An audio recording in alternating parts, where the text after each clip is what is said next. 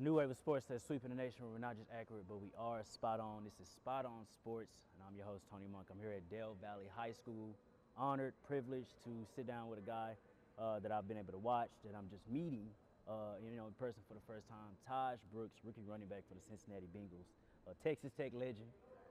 Pleasure to meet you, bro. Pleasure to meet you, man. Nice to meet y'all, man. I'm glad to be on the show. Yeah. I got to go down your list of accolades, man, before we get into it, because these people got to know all the things that you've achieved. 2023 All Big 12, first team selection by the Conference Coaches and Associated Press. 2024 All Big 12, second team honoree.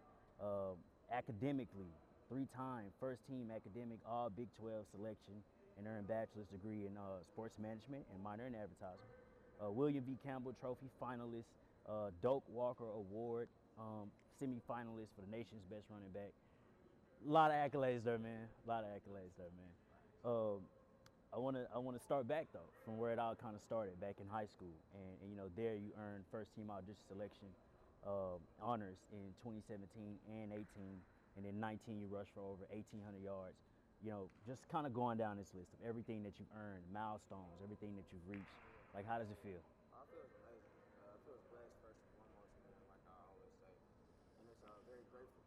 Very grateful to be coached by my coaches that I was coached with. Yeah. And the teammates that I had, man. We built long-lasting relationships that will always cherish moments, man. It was great. Being in high school was ups and downs, but it was good for the better, man. I'm blessed to be able to, be in high school with those guys and be with a great coaching staff. Kind of going into your college career, and I left this out on purpose. Texas Tech's all-time leading rusher. When I say that, what comes to your head? Like I said, sacrifice, blessings, man. Just the blessing part is just because my teammates, we did something that never been done before. Besides the record, we had the most wins in conference play that we ever had that season. So it was good for the bad, you know what I mean? And just always any individual accolade, man, it's gonna be a great team all around team, man. Because the more individual accolades you have, the better your team is gonna do. So that's how I always see it, and it's been great. In the Big 12 conference, man, because that's high-profile football. Like, what was it like to experience being able to play at such a high level in college football? Because not everybody gets that opportunity, but do become the all-time leading rusher and set all of these records within the Big 12 at the same time. You got to be consistent, and your preparation got to be on point. Because these teams now, man, they do a lot of things. They throw a lot of things at you. Especially the Big 12 competition is very deep. I want to say, man, even last year we had a lot of guys get drafted from the Big 12 conference.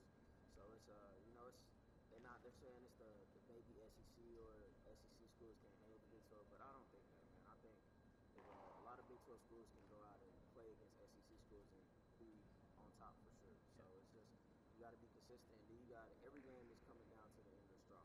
It could be one or two plays that might change the whole game. So you got to be locked in for that. So I think that's why the Big 12 is so. For the average Joes at home that are watching college football games on Fridays and Saturdays, sometimes Sundays or whatever, and they're like, it's conference means everything. Like, you're one of the guys actually playing on the field, and you're playing against different conferences throughout your college tenure. What can you tell the people at home, like, what this is actually like? Like, do conferences really matter as much as they say they do, or is it just football at the end of the day? I feel like in the end it's football, so it's all competition. But for your conference, it kind of does matter. Yeah. Like I want to say last year, it was like a 3 or 4 way tie between a lot of us in the Big 12, because we'd be basically beating each other trying to get to the top. So it's a lot of competition. From the SEC, you're always going to see probably Texas maybe up there. Besides that, Texas first year in the SEC. Mm-hmm. So I won't say the SEC is bad, but it's just I feel like competition-wise, Big 12 can compete with any SEC school. Sure. The in-state rivalry, Texas Tech, a bevy of other schools, TCU, like, what was it like to try to say, like, obviously we know where Texas, it kind of ended up. They were fairly close. You got to have that rival, but we had our rival game was Baylor and TCU. Yeah. I beat Baylor. I'm 2 for 2 versus Baylor, and TCU I am 1 for 3 versus TCU actually. Yeah. So man, it's Tech with a grain of salt. They beat me a couple times. I beat them a couple times, and then Texas I'm 1 in 3 versus Texas as well. So, yeah. Man, especially with our fan base. We want to be the best Texas school, so you gotta come great. You gotta come and be the best you can. Despite the records, who was the toughest team in state that you played against? Probably Texas. Texas. Just because they have bigger guys. And then I'm from here, so I always want to come back home and play the best talent. And I think Texas had the best talent. Let's talk about the landscape of college football and how it's changed over the years. NIL deals have become a prominent thing. When you guys kind of first heard of the news that you all had an opportunity to earn in which the same way as the pros did, whether it was on a smaller scale or larger scale, like what was that like and how did it? Because a lot of people think it's bad and it's changing the authenticity of college football. Like, what do you really have to say about that? I think it's changing college football, but it's changing in a good way. Like a lot of guys, they're taking the smarter route on what to do with their money. Like a lot of guys are hosting camps. A lot of guys are creating LLC businesses. A lot of guys are partnering with bigger brands such as Adidas, Nike, Under Armour, just to blow their name out. And then once they leave college, they might basically just get flipped on to becoming a sponsorship or becoming an athlete signee with those brands. So I feel like it's easy and it's easier. It's kind of gonna be run kind of like the NFL in a sense. Like in this class, that's probably $1,000 off your thing this semester. I know it's a lot of coaches that's kind of trying to deteriorate the format of what they're going to lead to college, but it's the same thing. It's kind of like I say, being a baby pro. You got to be able to take it with a grain of salt, do the right things right, and then the wrong things, not do the wrong things, because you will get fined. And I feel like a lot of guys don't want to lose their money. Yeah. You already signed a contract, so it's really up to what the guy, I guess y'all donors or the organization that y'all sign your contracts with do, and your head coach, because that's the person that's to say so. How were you able to help out your family? With the money and everything that you were kind of able to get through your deals. I blessed my family. My mom, I bought her a refrigerator, a new nice refrigerator. Besides that, man, my mom they didn't really ask me too much, man. That was kind of the grateful part of me, being thankful because they had the money. They had the money that they needed. They didn't really need any money from me. They told me to save it all and wait for taxes to come around, because that's when the time you're gonna lose your money for real. Because a lot of guys, that's something you should do, is save an amount when your taxes hit, because you're gonna need to pay your Uncle Sam. It's gonna be a whole bad process, and you don't want to go through that. So. And were y'all like taught these things when they said, hey, these NIL deals about to hit, and y'all went through like what, financial advising classes or? For us, I know for Tech, we had financial literacy meetings. Yeah. They brought somebody from a financial standpoint within banking, knowing how to use your money, knowing how to invest your money, different things like that. So I feel like investing and knowing how to use your money and a great resource is going to be valuable for your life. If you could put a bow on your college career, what would that be? Like, wrapping it all up and just saying like this is what my college career was like for me. I would say my college career was very grateful and blessed. Like I say, man, I've done a lot of things. I had a lot of opportunities just to, I had a lot of opportunities to transfer, a lot of opportunities just to go do something else, do it a different way. But I stayed on a narrow path, and I'm here today. And I didn't win as many college games as I wanted to. I didn't win the Big 12 championship, but man, I did something more, and that's being a running back rushing record holder for Texas Tech. And, leaving it where I found it better than I left it. You know what I mean? I left it at a good point. Now they rank here on NCA. They rank here. They talking in the news every time I hear something. I hear something about Texas Tech, so I know I did a good job. If you had one other school that you said, I could have went here and I think I would have did just as well, what school that would have been? If I had another school, if I could have, man, I don't know. Now you had like 27 offers coming out of high school. I know you had a lot of options there. I don't know, because probably, I don't know, man. Probably, my top three was Texas Tech, TCU, and I want to say it was Iowa State. I think you would have did well at either TCU or Iowa State for sure. TCU. Yeah. Probably TCU. Yeah. So, Okay. probably them. Before we move on, college football games have came back. NCAA, everybody's raving about it. At the timing of this interview, College Football 26 officially dropped today. What was y'all's stance, I guess, on being involved in that game, name and likeness, that type of stuff, but also knowing that the game was coming back? Sure.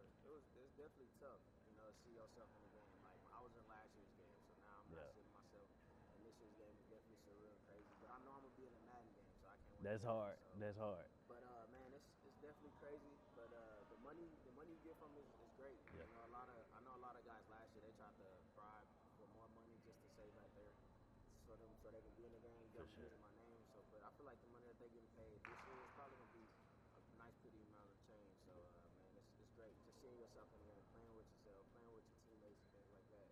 Knowing, seeing what your teammates are doing in a real situation. Yeah. Like, man, I know you would have dropped it. Stuff like that. So it's pretty cool. It's pretty funny, man. So. Did most of the guys on like the team that y'all like all play, like as soon as you jumped on, you played with Tech? Like Yeah. I play with Tech. Even though it'd be Texas Tech versus Ohio State, or Texas Tech versus Alabama, or Texas Tech versus LSU. He played with like, Tech. I'm playing with my team, especially this year because we actually kind of nice this year on defense. Yeah. I think our overall on defense is like a 90 something.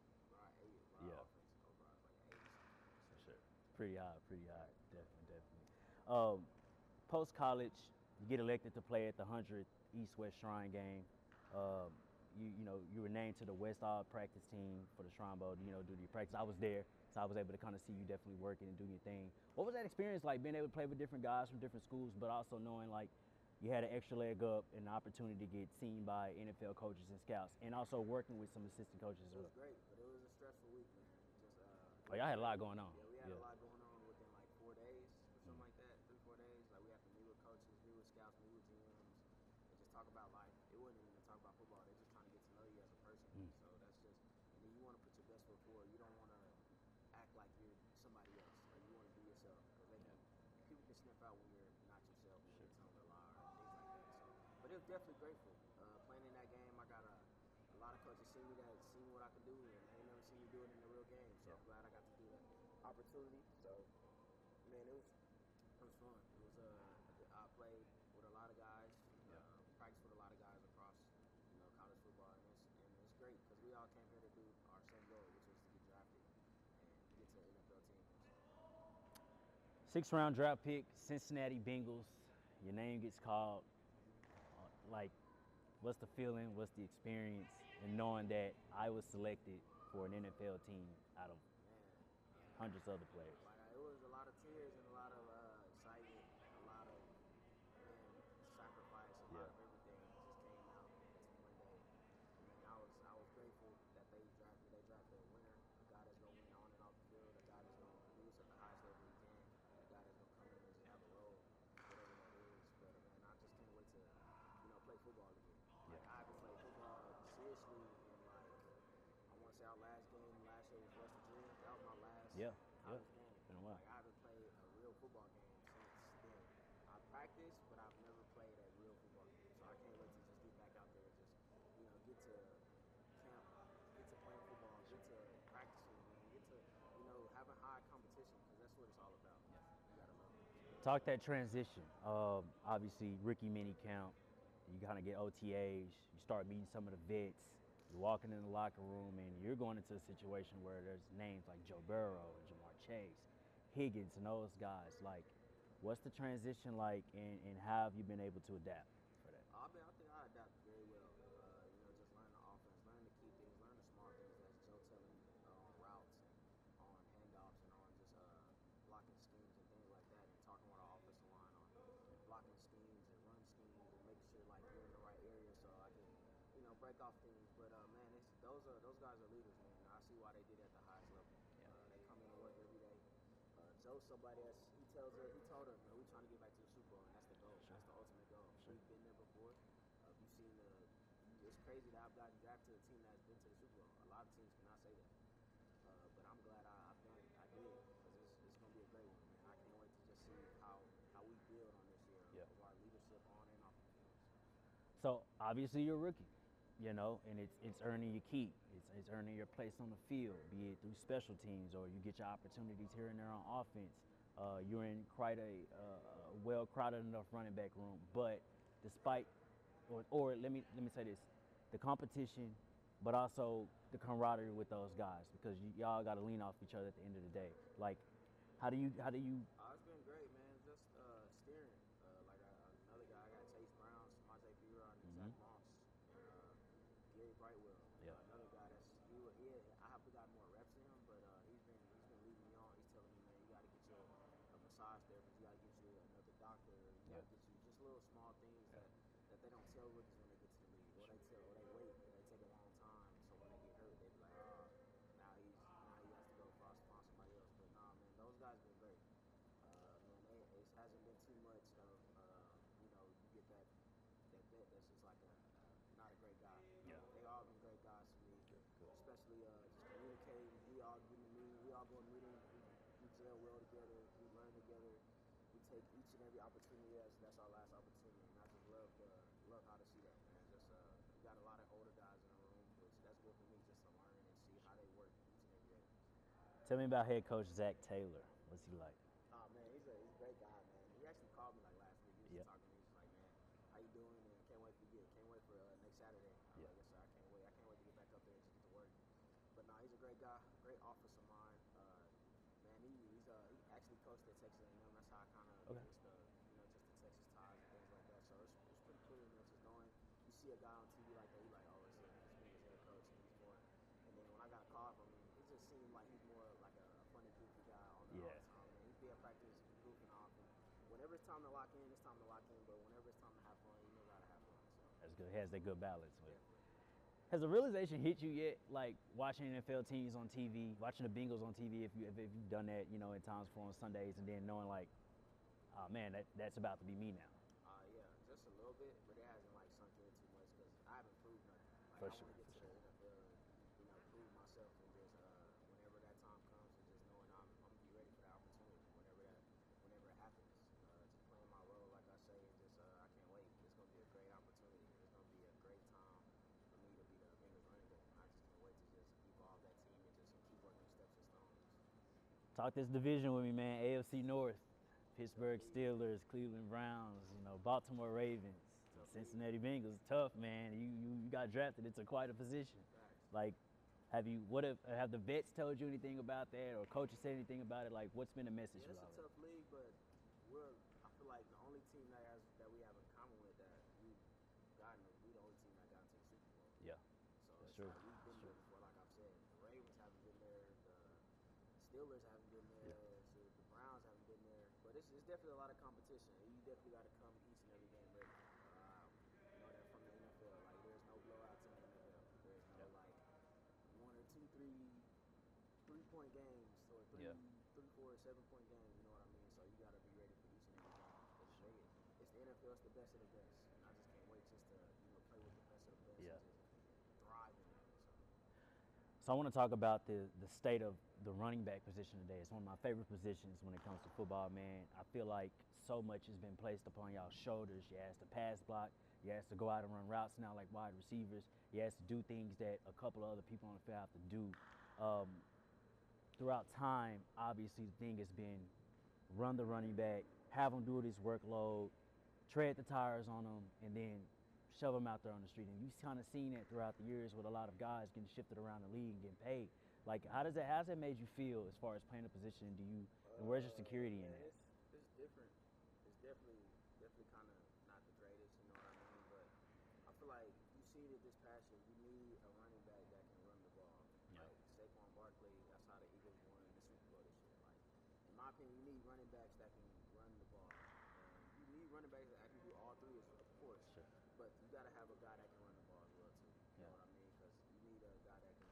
You can't just have a running back that's just in the backfield just pass blocking all the time. Because they already like, oh, you're passing 60% of the time. That means you're gonna have to cover 60% of the time. They're not gonna run the ball, so it's not gonna be like a surprise. You got to keep defense on the toes. So, but I feel like it's definitely new. But man, I think it's starting to come back. Especially especially this draft class that we had, and then the upcoming guys that's gonna start to come into their shredded the tires with their maybe got like 2-3 more years left, and then it's gonna be our draft class, and then to come in draft class before that taking over. So man, it's definitely new, but it's gonna be running backs are gonna be back in style. I want to say wait about a year or two. It's gonna be back in.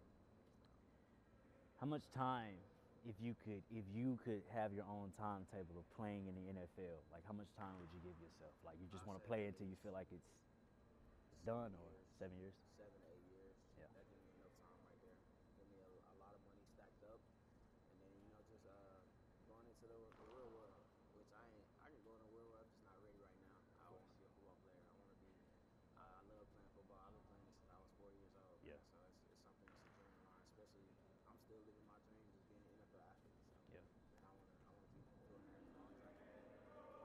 state of the NFL today, the landscape has changed a lot over time, and I think it changes every single year. They call it the no fun league. It's this and that. You know how Commissioner Roger Goodell could be. Like, you know, where do you feel like it is today? You know, as far as I feel like it's a balance. yeah. In my opinion, you gotta, whenever it's time to work, it's time to work. But whenever it's time to have fun, you can have fun. You know what I mean? So, like, it's just practices. You gotta come in and ready to work. Like, you can have fun in practice sometimes, but you know, this practice, it's all about working. It's all about being competition heavy. Every day is a competition. Every rep is competition. Every rep is looked at by your coach, by special teams coordinator, by anybody, by the fans. Everything is competition based. So you kind of wanna put your best out on the field, because I would say the last tape of you on the practice field, that should be your best tape, or that should be a tape you should get correct or get better at, things like that. So. Yeah. My last question for you. Rookie year is obviously coming up. Training camp is about to start. It's right around the corner. What is Tahj Brooks' expectations for Tahj Brooks? First and foremost, like I said, just find a role and increasing that role. And rushing yards, I want to have at least like 700 rushing yards this year. A couple touchdowns. I'm gonna say maybe at least like 8 or more touchdowns this year.